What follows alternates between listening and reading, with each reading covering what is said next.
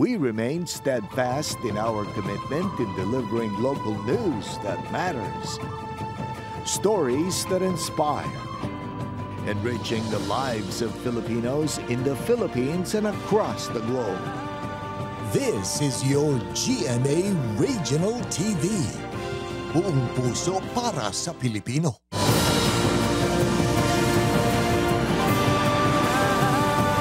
Ini ang GMA Regional TV 1 Western Visayas.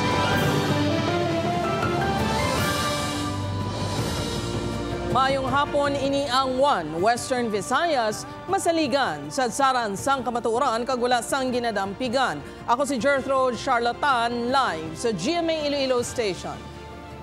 Mga dulong sa inyo sang pinakadako kag komprensibo nga mga balita sa Bisaya nakatungdan. Ako naman sa Ilan Prietos live gikan diri sa GMA Bacolod Station.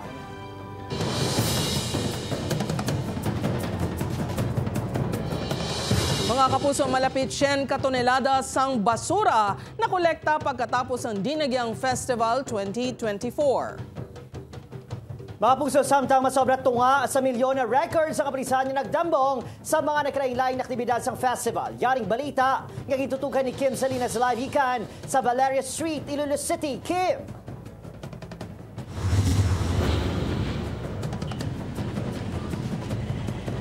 Gert, Adrian, tinumpok ng mga basura ang nagsugata sa mga street sweepers sa Iloilo Centro kag GSO.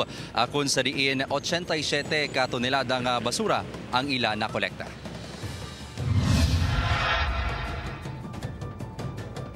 Pareho sa nagpabili niya kalipay sa mga nagtagyang, nabili naman sa mga dalanon sa syudad sang Iloilo ang nagatumpok kag nagalaptang ang mga basura. Apang kahapon, antes mag-alas 8 sang aga, talalupang doon niya daw wala lang sang dinagyang nga natabo bangod sa matinlo nga dalanon. Ginabulobanta 87 katonelada nga basura ang natipon sang Iloilo City Environment and Natural Resources kaupod sa General Services Office kag verification team subong nga Dinagyang Festival. Doble ini kung ikumpara sa mga basura nga nakolekta sang nagligad nga tuig nga yara lang sa masobra 40 katonelada. Suno sa pamunuan sang Iloilo Centro, ang pinakamadamo nga basura ang nakuha sa mga lugar kung saan ginpahamtang nga food festival kaangay sang capital area, Plazoleta Gay kag Corner Valeria Delgado. I think it's because of the number of kiosks nga nagdamo. At the same time, ang Saturday na ito, di ba, anong province. So may mga munisipyo nga na-involved na no, sa dinagyang activity. So mainly siguro ang nagpadugang mansang waste. Kalabanan ng mga basura, ang food packaging materials, plastic kag styro cups, paper plates kag single-use plastics. And we observe nga ang iban nga naga-street dancing, sang ice water na wala. So may plastic nga sudan. So definitely good. Although we augmented sang waste bins sa downtown area, may 30 kami nga gindugang, but overwhelming ang crowd. 85 ka portalets o kon mobile comfort rooms ang ginpahamtang sa tion sang Dinagyang Festival 2024 apang nagkulang ini sa gyapon suno sa sentro. Samtang base sa records ng Iloilo City Police Office, masobra 500,000 katao ang nagtambong sa Dinagyang humalin sa opening salvo nga nakarecord sa masobra 33,000 katao. Pinakamadamo ang nagtambong sa tribes competition kag illumination nga may ginabulobanta 100,000 katao. 60,000 ang naglantaw sa kasadyaan sa Kabanwahanan. Masobra naman 62,000 katao ang na-record sa food festivals halin Enero 26 to 28. Una na nagpabutyag ang ICPO kag Iloilo City Government nga naging madinalago ng festival apisar nga wala sang signal shutdown.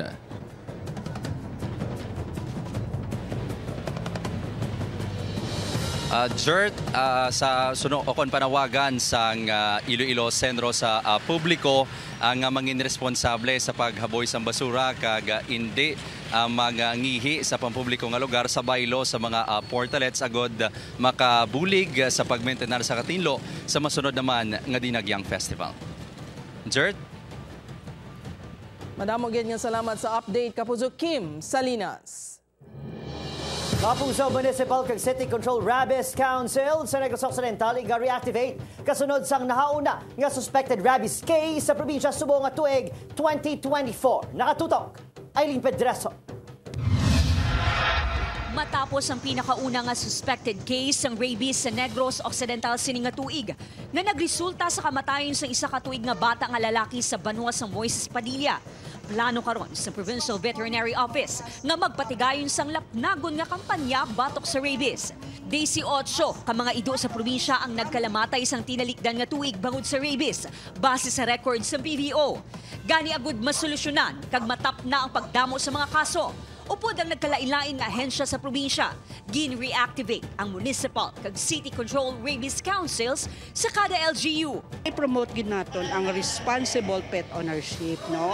Kay bisan ano naton ka bakuna, ko ang tawo wala sing hindi pala responsible, hindi mag-submit sang ila dogs or cats for vaccination. So, magluwas sa vaccination, kabahin man sa programa kontra rabies ang pagkapon sa mga ido kag kuring. Gani ang mga negosyante kag dog owner nga sanday Danilo kag Adolfo ginpakamaayo nga pabakunahan ang mga hinuptanan nga mga ido para sa safety sang ila mga customer. Okay kay budlay mo na kung di mo bakunahan. Ini para protection mo na sa mga kagat saya kung hindi saya maano kay ti na bakunahan na saya. Uy, para safety man yung mga customer ko eh. Kag ako man eh. Plano subong sa provincial government nga magbakal sang rabies vaccine. Pahanumdom sang PVO sa mga pumuluyo nga mangin responsable nga pet owner agud hindi makapamirwisyo sa mga tawo ilabi na sa mga kasapatan. Dapat responsible enough kita, no? Dapat i-list naton, bakunahan naton, tagaan ta sa maayong nga housing, no? Cages, no? Upod kay Ruel Bangoy, Aileen Pedreso, One Western Visayas. Samtang 17 anyos nga solterito nga napatay ka ginapahayag na kagat sang ido sa Pototan, Iloilo, kumpirmado nga rabies case suno sa Iloilo PHO. Ini ang gintutukan ni Zen Kilantang Sasa. Nagpositibo sa rabies test ang sample specimen nga ginkuha sa 17 anyos nga solterito sang barangay Tumkon, Ilaya, Pototan, Iloilo. Ang biktima ang ginpahayag na kagat sang ido sang Hunyo 2023 kag napatay sang Enero 4. Sunod sa Iloilo Provincial Health Office, base sa resulta sang laboratory test, kumpirmado nga rabies infection ang gintunaan sang kamatayon sang solterito. Kuhanin isang specimen para sa rabies testing kag sang January 20, ginrelease ang result kag ang resulta ang pasyente sa case of a laboratory confirmed rabies. Nahibaluan nga nagdugay pa sang 7 ka bulan antes napatay ang pasyente. Gani ginapangabay sang Iloilo PHO nga gilayon magpabakuna kontra rabies sa tion nga makagat sang ido ukon kuring. Hindi na pagpadugayon pa bangod may mga libre nga anti-rabies vaccines ang ginatanyag sang Department of Health kag Iloilo PHO. Although makamamatay, preventable gid ang rabies infection pamagi sa pagpabakuna gilayon kontra sa rabies once nga nakagat or na-expose sa rabies ang pasyente. Kung makagat sang ido, hugasan gilayon ang pilas sang tubig kaghabon for at least 15 minutes. Bawal ini padugoon kay mas madako ang pilas kag mas makasulod pa gid ang rabies virus in kaso nga present sa laway sang nagkagat ni ido. Gilayon na yun nga magkanto sa aton nga mga animal bite treatment centers located sa inyong mga rural health units kag hospitals para sa nagakaigo nga rabies immunization. Sa latest data sang Iloilo Provincial Vet, may 5 na ka rabies case ang probinsya. Halin sa Pavia, Dumangas, Kalinog, Oton kag Pototan. Umpi sa February 1, magalunsad ang probinsya sang 3 ka bulan nga massive dog vaccination sa mga kabanwahanan. First week of January, ginpabisitahan na naton ng tanan-tanan yung mga munisipyo na ang aton nga ang composite team sang provincial vet and also sang team sang provincial health office nagbisita sa mga municipal mayors and sa ilang nga officials dito para nga at least mapataas naton ang vaccination coverage sa among mga banwa. Ang mga banwa nga may mataas nga accomplishment report sa dog vaccination sang tinalikdan nga tuig ang nakabaton sang cash incentive sa Iloilo Provincial Government. Diri sa Purok 1 Pavia madamo sang layaw nga ido. Suna sa Tag-iya wala sini ginakurong ang iya mga hinuptanan. Bangod nagabaris apang ginasiguro sini nga bakunado ang mga sapat agud hindi makahalit sa iban. Okay, good mo. Simple kang buyan mo. Simple ka bangis ko mga gat. Hindi bilang makalagaw-lagaw. Pero kung nasanay sa tao ko din yung mga gat. Ginahinyo sang Iloilo PVO ang mga pet owner nga mangin responsable sa pagbantay sang ila kasapatan. Agud malikawan nga makapangkagat kag tunaan sang balatian, tugas sang rabies. Upod kay Cirilo Randuque, Zen Kilantang Sasa, One Western Visayas. Arestado ang panday nga si alias James, 25 anyos, naging kasang drug buy-bust operation sa barangay Tanpael, Tigbawan, Iloilo, alas 8:32 kagabi. Sunod sa Tigbawan Police Station, una nga nabaklan sa isa ka plastic sang sachet sang ginapatian shabu ang subject gamit ang 6,500 pesos nga buy-bust money. Tigayon pagid nga nakuhaan sang dugang nga suspected shabu ang suspect. Nagabugat sang 20 gramos kang nagabalor sang 136,000 pesos ang mga na-recover sa subject. Nahunong na ini sa lock-up cell sang Tigbawan Municipal Police Station kag natala na nga pasakaan sang kaso nga paglapas sa Comprehensive Dangerous Drugs Act of 2002. Wow, nagkalabilin pa ang machinela sa mga persona nga natabuan nga yara sa Bulangan sa ginsalakay sang makatapos ang Criminal Investigation and Detection Group o CIDG sa Negros Occidental sa bahayan sang Sitio Cantaka, Barangay Nauhang, Sipalay City. Anong kapersonang nadakpan sa operasyon lakip ng isa nga nakuhaan sa armas lutang. Sunod sa CIDG Negros Occidental, ilagin patigayon ang nasabit ng operasyon kasunod sa report sa isa ka walk-in complainant sa ila opisina. Preso na sa karon ng mga sospetsado kang natala ng pasakaan sa kaso nga paglapas sa Presidential Decree 1602 kung illegal gambling, samtang ang isa nga nakuhaan sa armas na pasakaan man sa kaso kapag lapas ng RA 10591 o kung illegal possession of firearms. We opted to verify the information and it turned out na meron nila pong mga illegal na mga tupada at yung mga para-ikus na talagang dinarayo naman po ng ating mga kababayan.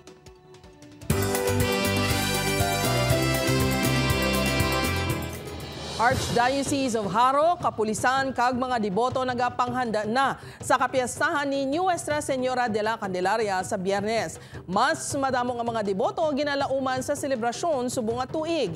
Ini ang gintutukan ni John Sala.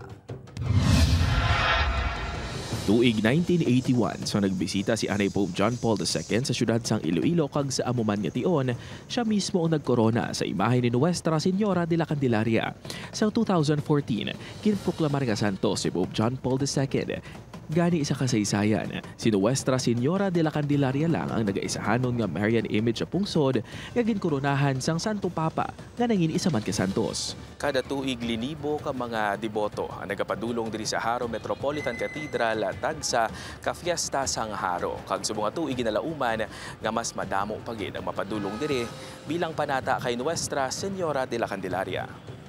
Subong 2024 ang tema sa kapiestahan, Birhen sang Candelaria, tagdala sang iwag kag ubay sa amon pagpanglakaton bilang simbahan. Ever since bisan gani ingat na time mo ginahugtan, damo pa siya how much more nga subong nga open na ang tanan, no? Kag expected na nato na every year. Tumandok sang Pasay City si Nanay Aurora apang sa karon nagapuyo na sa Canada. Bilang isa ka deboto sang mahal nga Birhen, handom gid sini ang pagbisita sa Haro Cathedral. Ito po ay nagbibigay sa atin ng liwanag.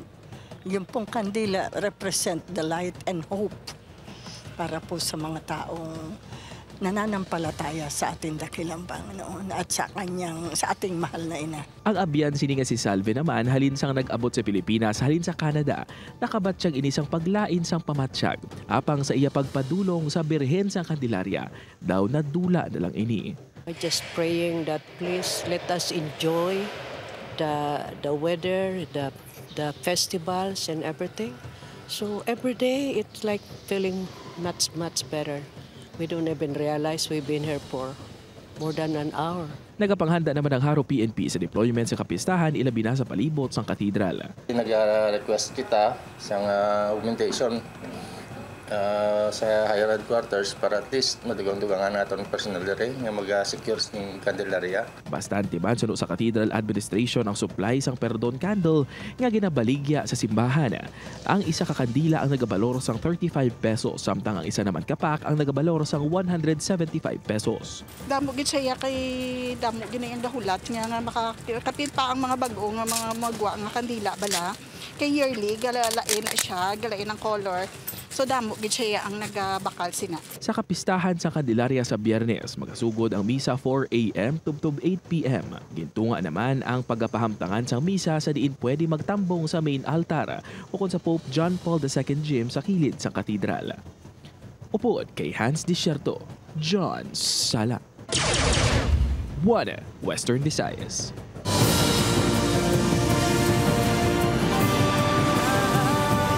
Muli ang GMA Regional TV 1 Western Visayas.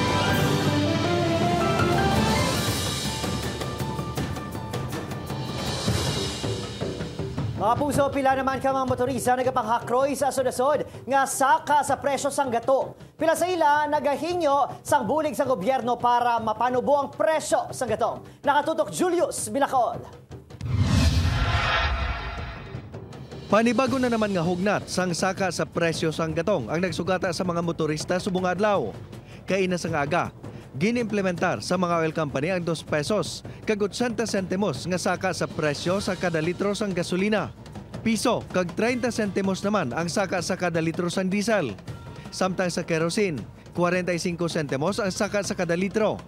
Ang taxi driver nga si Manuel Quindo nga nagatughong sang gasolina nanugon sa buhi naman sa yakitaon. Ang amon income dira naman makadto ang ang sa gasolina man makadto. Mabawas naman to sa amon na kita tani. Ang van driver nga si Wilfredo Ballester nga nagaruta sa Northern Iloilo ang isa lang kabes kung magbiyahe sa sulod sang 3 tubtob 4 ka adlaw bangod sa kadamo sang unit sang ila kooperatiba kag kagamay sang sumalakay. Ang dugang sa nagtugong madula naman kuno sa income. Kuha naman sa amon nga kita nang sambot naman sa amon kita. Sumugod sa nagsulod ang tuig 2024, asod-asod na nga saka sa presyo sang gatong ang nasumalang sa mga motorista. Gani pangabay sa mga driver sa gobyerno. Kung tani, makabulig man ini nga mapanubuan ang presyo. Hindi na magsaka black para makadugang-dugang man sa amon na income. Tapos ang gasolina sige sakat. Tani magnubo kahit mga 55 lang tani. Kung mahimo lang tani nga mapanubo-nubuan ang aton nga presyo sa sa krudo kag gasolina para hindi matama ng mga commuter kag mga driver, operator. Upod kay Cirilo Rendoque, Julius Bilacaol, 1 Western Visayas. Mga kapuso, Roro vessel na sa gairan ang fiber boat sa Parola Wharf. Wala na kontrol nga timon sang barko gintumod nga rason. Ini ang gintutukan ni Kim Salinas. Ginkakibot sang pila ka mga pumuluyo ang pagpahigad sang isa ka Roro vessel sa Parola Wharf kag magsagaid sa nakadak nga MB Manok-Manok pasado alas 5 kahapon sang hapon. Isa sa mga ini si Jerry nga porter sa wharf. Kibuti kami sir. Kaya gulpiada lang sir ng lihido mo. Sumna sa lakay ng manok-manok ako. Kung lain naman sa lakay ng manok-manok, ang pambot siguro nga dito sa babaw, ubos ay dila sa. Sunod sa Coast Guard Iloilo Station, wala na control sa kapitan ang timon sa barko bangod sa mabaskog nga hangin kaag balod sa Iloilo River. Rason nga nakabunggo ang Roro vessel sa fiber boat. Ang iyang rudder hindi na mahulag, which is na-contribute man since medyo warning kita kagapon, baskog ang balod, ang hangin, napadpad siya dito mismo sa may ginadakan sang MB Manok-Manok. Naguba ang shafting, propeller kag likod nga porson sang fiber boat. Sakay sang Roro vessel ang 105 ka mga pasahero kag 26 ka rolling cargos nga may biyahe gibaras pa kadto sa Lapus Wharf. Wala naman sang pasahero ang fiber boat. Wala sang may nasamaran sa aksidente. Sa karon wala pa ginapanugutan ang Roro vessel kag ang fiber boat nga makabiyahe tubtob nga wala pa nakay-o ang na-damage nga gintugas ang aksidente. Na-rectify na ang mga damage at may ara na agreement. Nagpasugot na ang agri parties o di ang manok-manok. Ang marina mag-issue sa lifting o suspension sa inyong passengership certificate at ang cargo certificate.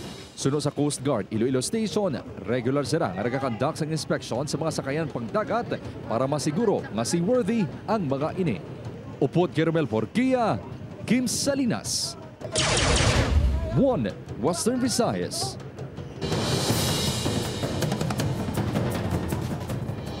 Kapuso sa Bacolod City naman, barangay Handumanan, ginapangunahan ng People's Petition. Batok sa pigaw nga serbisyo sang Basiwa Prime Water sa syudad. Mga dalagko nga barangay sa Bacolod, magaupod ayhan sa tikang. Yaring balita nga itong gintutukan. Bangod sa masaming tinaon, kalpigado nga tubod sa tubig sa koneksyon sang Basiwa Prime Water sa pila ka mga konsumidor sa Barangay Handumanan. Masobra 600 ka perma ang ginpadala sa mga residente sa Bacolod City Council. Ang tikang pamagi kuno sung mga residente agon ipalabot ang ilang pagkadismaya sa serbisyo sa Water District nga nagsulod sa joint venture agreement sa pribadong kompanya sa probinsya nga mangin maayong supply sang tubig sa syudad. Langgaw kung pula-pula ganyan daw ka ano. Daw hindi bala worth bala ka nagabayad kita. Ang People's Petition ang talakayon sa Bacolod City Council kaginalauman may kabahin man sa agenda sang masunod nga Water Summit sa syudad. Bangod ginsugdan nasang barangay Handumanan, kagalaom sila nga ini ang pag-augyunan man sa iban nga kabaranggayan. 6 o'clock sang aga, wala na kami tubig. 8 o'clock naman na siyang gabi ang matubod. Tapos ang tubig, tama gikig ko. Maging vigilante lang kita no, kung ano pagid ang mga bagay na dapat i-address naton sa management sa Prime Water so that makorek man nila para at least ang ila delivery of services no, ma-appreciate sa pumuloy. Sa Barangay Alhis, nagmatumato na lang barangay sa pagpangita sang paagi agud masolusyonan ang problema sa tubig. Mga kapurukan nga nagreklamo, kung makatag sila sa konsang 2 meters, kapatindugan ko beritang. Agud nga mag-successful man ang problema sa pamuluyo. Sa tunga sa mareklamo, hindi kuno bulag kag bungol ang tagdumlahan sa Water District. We will answer all the necessary questions because we are really acting proactively to, we call these challenges, to address these challenges. Nagpabutyag ba na basiwa nga handa sila sa kung sino man ang bagong water concessionaires nga mag-operate sa Bacolod City matapos kinbaton na sa alkalde ang proposal. Nahibaluan nga ginapanawagan sa grupo nga amlig tubig nga i-abolish ang 25-year contract sa JVA sa Masiwa kag Prime Water. Opon, Kiril Casillo, Adrian Priatos, 1 Western Visayas.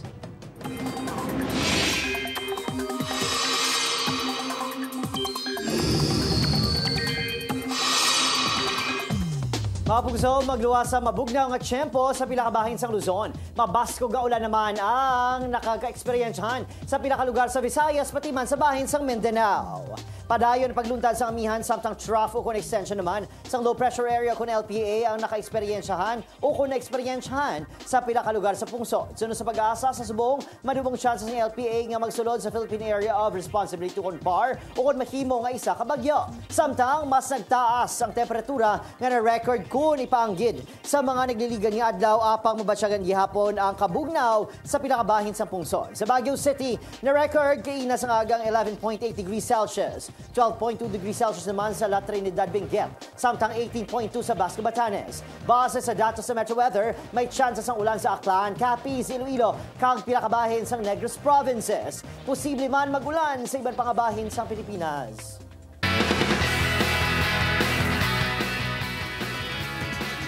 Handa na bala sanday Jordan kag Christy nga batuno ng ilang mapait nga kapalaran? Si Jordan, masarangan na bala nga i-let go ang kasakit nga inabatsyagan. Si Christy naman, tayuyo na bala nga baguhon ang iya panindugan. Tutukan sa asawa ng asawa ko, 9:35 p.m. sa GMA Prime.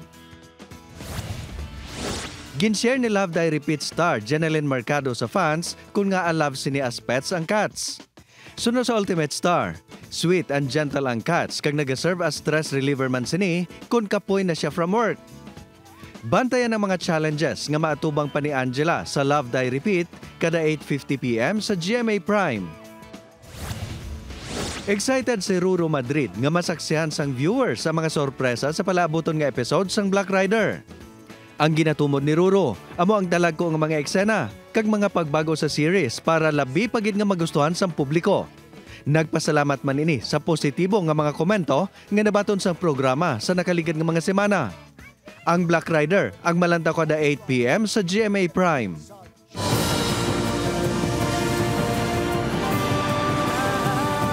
Ini ang GMA Regional TV 1 Western Visayas. Mga kapuso, Iloilo Festivals Foundation Incorporated posible nga magapatuman sa mga pagbago sa dinagyang festival sa masunod nga tuig bangod sa mga nagkalatabo. Ini ang gintutukan ni John Sala. Nagpangayo sa paghangop ang Iloilo Festivals Foundation Incorporated sa publiko ilabi na sa mga supporters ng Tribo Sila kini matapos nga madamo ang natingala nga wala na dalang grupo sa top 5 sang Dinagyang Tribes Competition. Suno sa komitiba ang nagtutok sa investigasyon matapos ang performance ng tanan nga mga tribo, nakabaton sila sa formal nga protesta halin sa isa sa mga tribo nga nagpartisipar man sa kompetisyon. So there was a complaint.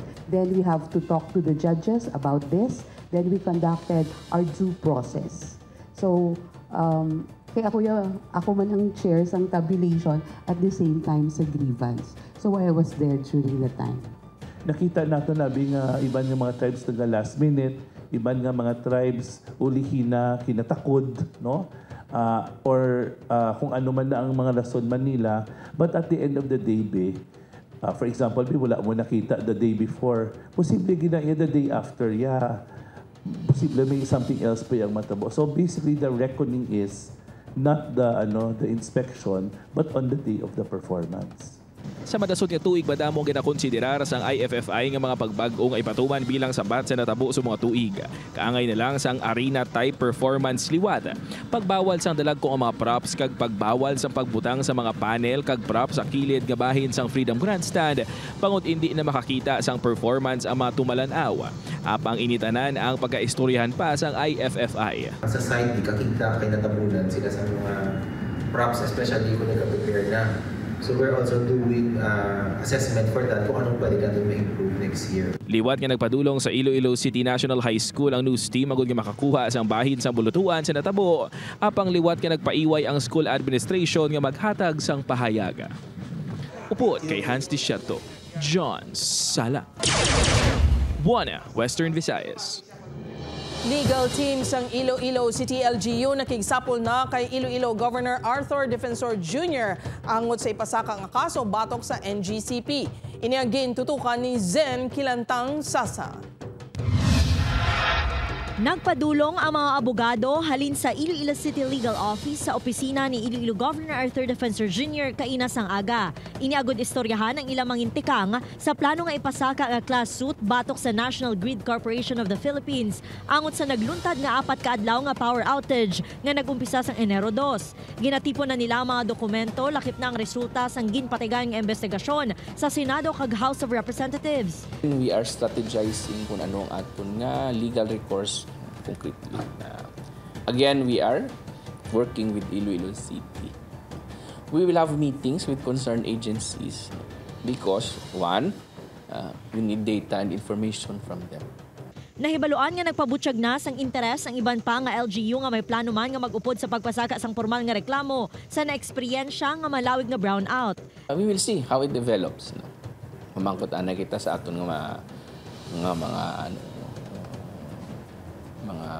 ka-region naton dito sa Capiz and Aklan ng Tiki kung ano ang ilang direction.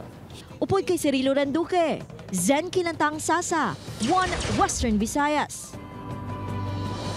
Kapuso, madamong inasalamat sa pagtutok ko sa Idan Priatos. Kapuso, mag-isa kita kagibaloon ng mga balita tungod Local News Matters. Ako si Jethro Charlatan, ini ang One Western Visayas, bugos nga puwersa para sa mas dako nga misyon kag mas masangkad nga pagserbisyo sa pungsod.